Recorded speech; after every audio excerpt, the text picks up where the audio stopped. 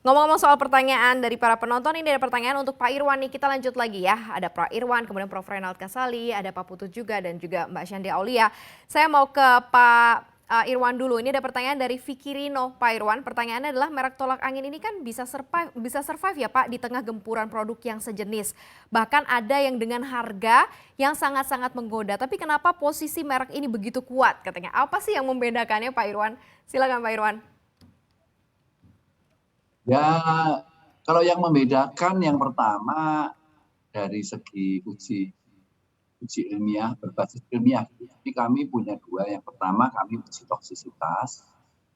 Yang kedua karena uji khasiatnya, membuktikan dia dapat meningkatkan sel T. Nah, tentunya kalau tanpa kedua itu ya, dan proses produksinya juga kami selalu di pabrik kami itu pabriknya 4.0 gitu pabriknya. Jadi yang kerja sedikit ya di pabrik untuk tolak angin, pabrik jamu cair itu yang kerja semuanya automation. Dan kami selalu berusaha bagaimana untuk terus kemudian di setiap batch kami melakukan 5. Yang pertama adalah uji setiap batch-nya ya, kami uji harus bebas dari pupuk, ya, kemudian pestisida, karena ini kan tanaman ya. Terus yang ketiga aflatoksin, yang keempat logam berat, dan yang kelima harus halal. Nah, itu sesuatu yang mungkin membuat masyarakat itu tetap percaya kepada angin. Dan juga kan tadi yang saya katakan perception gitu loh, membangun persepsi gitu. Jadi kami serius dalam produksi, kami juga serius dalam menjelaskan. Kemudian mereka-mereka yang mengendorse tolak angin seperti waktu dulu zamannya Pak Renald Kasali, ya itu kan pertama kali akademisi. Ya setelah itu ada beberapa lah, banyak terus yang terakhir ini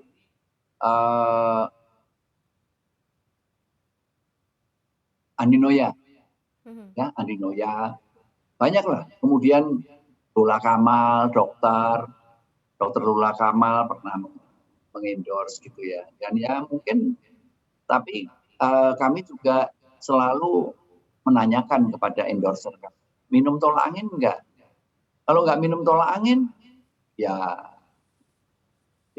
nggak bisa minum tolak angin. Dulu malah minumnya yang serbuk. Nah, minumnya yang serbuk.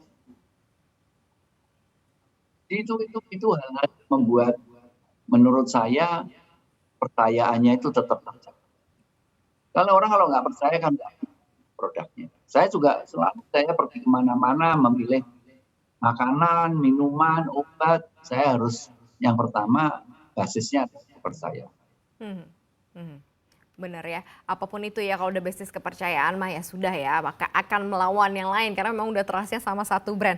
Tapi kalau saya mau ke Prof. Uang di BNI juga karena percaya toh, nyimpen uang di BNI, kalau nggak percaya sama BNI, orang nggak ada yang deposito di BNI. Benar Pak Iwan, benar banget ya. Oke, saya mau ke Prof. Renald. Prof. Renald, kan sedikit, banyak di BNI. Prof. Renald ini menarik sekali kalau udah ngobrol Pak Irwan ya. Prof. Renald, kalau dilihat nih di kondisi seperti ini, industri apa sih nantinya yang akan jadi primadona post pandemi gitu kan? Kalau Pak Irwan tadi ngejelasinnya, ya saya meningkatkan kepercayaan dan lain-lain, uji juga dari sisi klinisnya dan lain-lain. Industri apa yang nanti akan dihadapi dengan berbagai macam tantangan dan cukup akan menjadi primadona nih ke depannya? Ada industri yang tentu saja sangat dibutuhkan ya, karena memang kondisinya sangat kita harus bisa menjawab tantangan zamannya pada waktu itu. Ya, saya kira tema pada hari itu itulah yang menjadi kebutuhan masyarakat, health dan wealth ya. Karena kalau main saham paling enak sekarang sebetulnya begitu ya. Dan kita bisa lihat itu harga-harga sahamnya tuh naik turun. Itu enak sekali gitu mainnya gitu. Ya, jadi health juga terkait dengan kesehatan itu enak gitu. Kita butuh gitu. Coba bayangkan sekarang di saku saya saja selalu ada ini gitu, hand sanitizer. Ya, sekarang kalau siapa yang nggak butuh ini hand sanitizer? Siapa yang nggak butuh masker? Jadi terkait dengan kesehatan, ya, dan kemudian juga yang menjawab kebutuhan orang di rumah. Apa itu kebutuhan orang di rumah? Orang memerlukan hal seperti ini, ya. Tadinya saya Vicon ya hanya laptop atau hanya dari HP saja, tapi sekarang mau tidak mau kami harus investasi, harus ada kameranya, harus ada mikrofonnya, ya. Kemudian coba kita lihat lagi di rumah orang ngapain? Orang pengen masak, ada makanan setengah jadi diantar ke rumah, bahkan ada cloud kitchen, ada chef yang bisa serve kita, ada private dinner ya. Kemudian itu yang dilakukan oleh Shandi Aulia misalnya ya. Skincare, karena orang di rumah tapi dia perlu skincare, kosmetik dia perlu, tapi pipinya nggak bisa ketutup kan sama masker. Tapi kan ini di atas mata kan orang perlu alis matanya, itu laku naik begitu ya. Kemudian juga pakaian di rumah.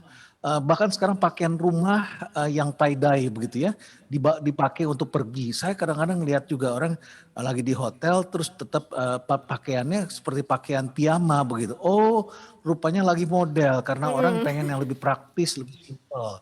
Terus ada lagi yang bilang kami hotel Pak susah. Jangan teriak dulu. Di Bali ternyata ada hotel tertentu yang ramai. Kenapa? Karena orang juga bosen di rumah. Jadi orang Bali nginepnya mulai di hotel begitu.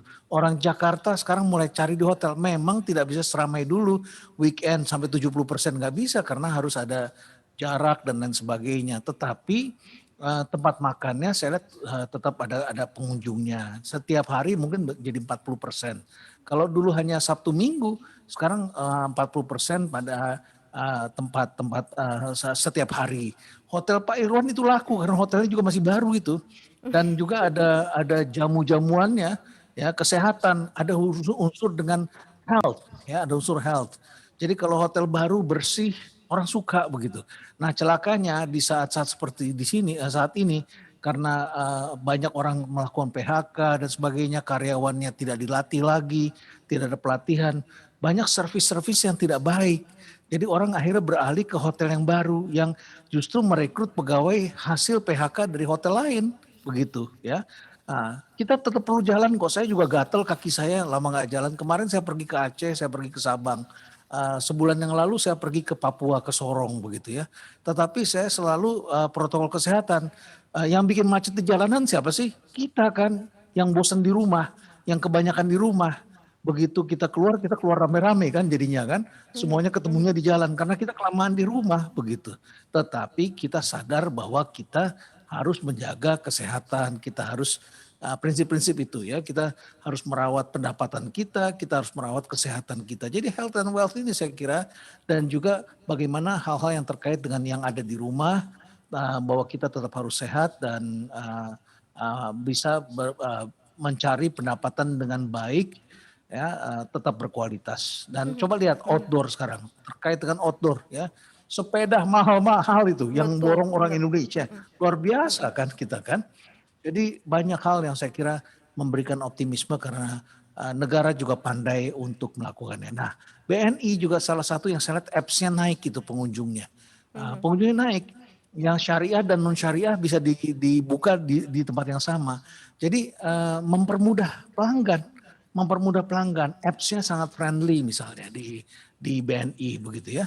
Nah ini juga di samping tadi menjaga kepercayaan, dijaga dengan baik dan lain sebagainya. Jadi ini yang saya kira dibutuhkan oleh masyarakat. Oke, sambil cerita tapi sambil jawab semua tuh tadi industrinya apa aja ya kalau misalnya dicatat ya Prof Renald langsung tadi ya.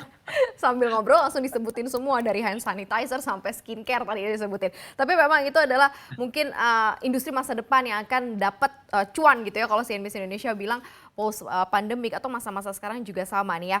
Pak Putut, ada pertanyaan nih dari Citra Agnes di Bogor nih ya. Untuk Pak Putut, kalau misal dilihat di kondisi saat ini, investasi apa sih yang cocok untuk para milenial anak muda? Prospeknya saat ini seperti apa sih? Dan pasca pandemi nanti akan seperti apa? Nah mungkin kita kaitkan juga ke tipsnya nih, karena ternyata selain sibuk berbisnis, punya banyak bisnis, investasi juga nggak ditinggalin ternyata sama anak muda, Pak Putut. Oke. Jadi kalau boleh sedikit tadi, pakai tadi istilahnya dari Pak Prof. Kasali segala macam. Health Health dan sama wealth. Jadi buat pandemi yang buat milenial pun kalau menurut saya harusnya itu juga jadi goalsnya. Jadi kita kalau mau investasi itu juga harus sehat dan juga harus kaya lah istilahnya. Itu gimana caranya? Nah ini kan harus ngebalance dua ini kan. Jadi tadi seperti bilangin ada yang pendek untuk likuiditas itu katakanlah untuk di sehari-hari itu yang beresiko rendah. Tapi kalau buat yang untuk jangka panjang itu juga yang ambil yang beresiko tinggi. Ya. Nah gimana caranya kita kalau mau terutama kayak milenial gitu kadang-kadang kan kalau diajarin suka susah gitu karena memang nggak bisa dipungkiri perubahan sekarang teman-teman milenial tuh seneng semuanya dilakukan sendiri. Betul. Nah Betul. kita di BNI juga menyadari hal itu dari tadi Bu Korina juga ada sempat ngomong di BNI juga ada istilahnya investment specialist kalau ingin mau tanya boleh karena ada beberapa teman-teman di BNI yang mempunyai kecakapan khusus membantu para investor untuk bisa menentukan mau apa seperti apa. Pada saat yang sama, kita juga di BNI AM juga bekerja sama dengan beberapa agen penjual lain. Gimana salah satunya juga ada yang menggunakan internet, gitu, pakai aplikasi. Nah, di aplikasi itu juga memungkinkan teman-teman milenial itu tiba-tiba apa? Mengukur sebelum investasi. Itu rule-nya. Kalau menurut saya yang pertama harus apa? Tahu tujuan dulu. Tujuannya tadi itu sehat dan kaya. Kalau kita udah tahu situ jangka waktunya berapa lama, gitu kan? Kalau itu udah ada, itu terus baru mana sih reksadana yang mau diambil gitu. Nah bagus ini karena memang ini kondisi COVID ini tiba-tiba apa teman-teman dari fintech segala macam tuh bisa membantu para milenial untuk bantu supaya tahu yang paling cocok buat apa sih. Nah dia tiba-tiba ada yang namanya kayak robo investing, artinya apa dibantuin karena pada dasarnya kita orang itu kan males gitu ya. Nah itu dibantu sama dia dengan apa? Kenalin dulu dia tanya tujuannya apa, jangka waktu investasinya kemana, tingkat resikonya seperti apa, baru untuk dipilihin. Ini loh, cara berinvestasi yang bagus. Karena pada saat yang sama, advice yang diberikan sama dia, itu juga sudah ngikutin teori diversifikasi. Di mana investasinya tuh nggak semuanya harus ke satu nama saja, tapi ke beberapa kelas aset. Nah ini yang tadi saya bilang, balik lagi ke ceritanya, sehat juga kaya, itu jangan sampai kita invest semuanya di saham, marketnya turun malah nggak sehat kan, nggak juga gitu. Jadi kita harus bisa mengalokasikan itu menggunakan tadi ada aplikasi-aplikasi yang bisa membantu teman-teman milenial untuk berinvestasi. Dan atas itu pula sebetulnya apa? Affordability atau apa kemampuan beli investor tuh nggak usah harus kaya dulu. Sekarang hanya dengan 100.000 rupiah itu orang udah bisa berinvestasi kok dan bisa membagi resiko investasinya ke beberapa reksadana sehingga resiko investasi itu juga bisa dikurangi seperti itu. Jadi sebenarnya jangan nunggu, cobain aja dulu istilahnya. Dan kalau yang namanya nyoba tuh kecil dulu, jangan gede gitu ya. Kecil dulu dan kayak tadi Pak Prof. Resta Kasali juga lihat ya, sebenarnya salah satu caranya terutama buat milenial, coba dong lihat ada instrumen lain kayak misalnya pasar saham itu juga bisa dipakai sebagai sarana investasi seperti itu. Window shopping dulu kali ya, lihat-lihat dulu Antara ya, lain, dulu ya. ya, dan kenali resikonya, kenali produknya, baru berinvestasi. Seperti itu ya. Tapi kalau kita bicara mengenai tadi kan pertanyaannya adalah yang prospeknya oke. Prospeknya oke. Sebenarnya kalau prospek tuh dilihat dari akan seperti apa ke depannya atau apa yang sudah dilakukan saat ini sih? Udah mulai atau belum? Jangan nanya prospek tapi nggak mulai investasi Ya, maksudnya kalau gitu Pak. saya ngeliat gini, ya, namanya investasi itu kan selalu istilahnya membeli masa depan, membeli future. Jadi kalau ngelihat seperti itu adalah apa? Mulainya dari sekarang, tapi ngelihatnya ke depan. Nah ini kalau lihat dari apa yang ada sekarang saat ini, harusnya masih pandemi iya. Tapi kalau saya lihat ke sekarang ini ternyata sudah mulai ada recovery. Jadi kalau dari narasumber di sini juga tadi sama Pak Irwan segala macam udah kelihatan ada perbaikan ekonomi di sana. Karena orang tiba-tiba sadar ingin sehat. Tapi kalau udah sehat, apa semuanya mau dihabisin hari ini? Enggak juga kan, harus ada dipakai ke depan. Nah ini yang tiba-tiba lihat di sini. Dan kalau saya lihat lagi sedikit ke pasar modal, itu ternyata memang ada kantong-kantong perusahaan-perusahaan yang ternyata pada saat COVID justru membukukan keuntungan yang lebih baik. Nah ini Kalau kita takut nggak beli investasi di situ kan ketinggalan juga kan. Nah ini yang kita harus pintar ngelihat, ngebalance. Tapi apakah semua kita taruh di situ? Definitely enggak. Jadi harus tetap ininya adalah diversifikasi seperti itu. Penting gitu. ya, diversifikasi itu penting. Jadi don't put your eggs in In one one basket ya. Seperti itu. Oke, kita ke Mbak Shandy Aulia nih. Mbak Shandy, ada pertanyaan nih dari penonton yang menonton acara kita hari ini dari Laurentius di Jakarta. Buat Shandy Aulia katanya sebagai womanpreneur dan ibu rumah tangga juga boleh dong berbagi tips ke ibu-ibu muda lain biar bisa bangun bisnis nih pasca pandemi. Harus seperti apa sih kepercayaan diri yang harus dibangun agar bisa tetap life balance katanya antara kehidupan rumah tangga dan olahraga katanya, dan juga apa yang bisa direkomendasikan bagi ibu rumah tangga yang mulai merintis. Nah ini seperti apa nih? Mungkin Shandy bisa share pengalaman dan juga bisa memberikan motivasi juga sekaligus juga tips-tipsnya seperti apa biar bisa life balance katanya. Silakan Shandy. Sebenarnya kalau di pandemi kayak gini, kita perempuan ya, wanita pasti lebih banyak waktu sebenarnya di rumah. Dan kadang di rumah itu kita bisa banyak explore tentang kapasitas kita, talent kita tiba-tiba bisa banyak yang keluar gitu. Yang misalkan biasanya jarang ke dapur, tiba-tiba jadi rajin ke dapur gitu kan. Yang biasanya mungkin kegiatannya banyak di luar rumah, sekarang jadi lebih banyak aktivitas mungkin tanaman atau tumbuh-tumbuhan, bunga. Sebenarnya banyak banget aktivitas yang kita bisa potensi-potensi diri kita yang bisa kita kembangkan asal ada kemauan gitu. Mungkin kalau pengalaman pribadi dari teman-teman aku gitu ya, mereka jadi berkreativitas yang biasanya bisa masak, ya mereka akhirnya coba-coba dan dengan packaging yang bagus, dengan kemasan yang menarik, harga yang terjangkau, awalnya dari iseng, akhirnya jadi sesuatu yang serius gitu. Terus apalagi kalau misalkan rasanya enak dan itu unik dari yang lain. Jadi sebenarnya saat ini kalau aku bilang untuk ibu-ibu yang ada di rumah gitu ya, apalagi kalau misalkan anaknya udah lebih besar, udah bisa nggak terlalu di handle sendiri gitu ya, itu banyak banget hal-hal yang bisa dilakukan. Yang terpenting adalah kita memulai aja dulu dari hal-hal yang kecil. Jadi mungkin dari orang-orang sekitar kita, terus nanti mulai, apalagi sekarang kan kita juga ada e-commerce itu juga sangat membantu untuk bisa kita mendapatkan ekonomi yang lebih baik gitu, dan sangat-sangat dipermudah asal ada kemauan. Dan e-commerce juga sekarang kita nggak butuh sesuatu yang susah-susah lagi, kita pelajari sendiri juga bisa. Itu sangat ngebantu banget. Terus kalau untuk balance ya pastinya kalau kita sebagai perempuan kita bisa berkreativitas, pikiran kita juga jadi nggak mudah stres karena kita benar-benar mengalihkan semua kemampuan kita ke hal-hal yang positif ya. Ya walaupun mungkin dalam bisnis kan nggak semuanya harus lancar ya, pastinya kita kan belajar dari hal-hal yang kecil. Jadi kalau saya sih dijalanin aja, nanti kalau memang ada yang salah-salah diperbaharui, itu salah bukan berarti kita langsung drop ya, salah itu kan artinya kita belajar. Ya, kita belajar, oh yang begini kita nggak boleh lalai, yang begini kita nggak bisa salah, oh yang begini tuh tipenya seperti ini. Jadi di situ kita belajar market, belajar mengerti customer juga, belajar banyak hal. Jadi jangan mudah drop, jangan mudah patah semangat. Yang penting kita mulai aja dulu. Itu sih menurut aku, mulai dulu aja. Oke, itu tuh selalu kuncinya ya.